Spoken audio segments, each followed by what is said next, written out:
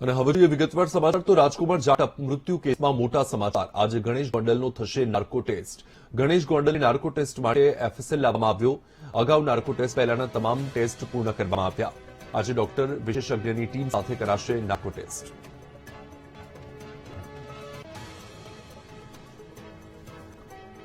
તો આપણે જણાવીએ કે ચર્ચાસ્પદ રાજકુમાર જાટ અપમૃત્યુ કેસમાં આ મહત્વપૂર્ણ સમાચાર સામે આવ્યા છે કે આજે ગણેશ ગોંડલનો નાર્કો ટેસ્ટ કરવામાં આવશે।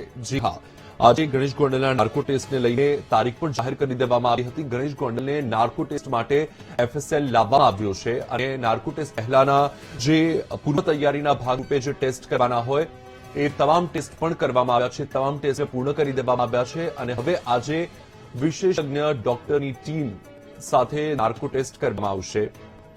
રાજકુમાર જાટ કેસમાં સતત સજાની અને ન્યાયની માંગ કરવામાં આવી રહી છે। વધુ માહિતી મેળવીશું સંવાદદાતા મેહુલ છે ફોન લાઈન પર। મેહુલ, આજે ગણેશ ગોંડલનો નાર્કો ટેસ્ટ કરવામાં આવશે। નાર્કો ટેસ્ટને લઈને કોઈ નવી માહિતી સામે આવી? बिल्कुल भी मतलब बात કરવામાં આવે તો ગણેશ ગોંડલનો નાર્કો ટેસ્ટ છે તે આજે કરવામાં આવશે। ખાસ રાજકુમાર જાટ અપમૃત્યુ કેસની અંદર આ નાર્કો ટેસ્ટ કરવામાં આવી રહ્યો છે। થોડા દિવસ પહેલા ગાંધીનગર એક્શન ખાતે પ્રાથમિક તપાસ જે છે તે આ સંદર્ભે કરવામાં આવી હતી અને પ્રાથમિક કામગીરી પૂર્ણ કર્યા બાદ આ જે નાર્કો ટેસ્ટ જે છે તે કરવામાં આવે છે।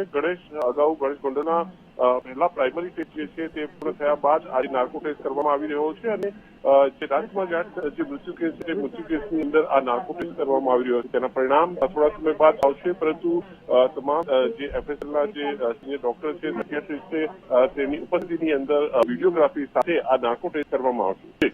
જી બિલકુલ, મેહુલ, માહિતી બદલ આભાર।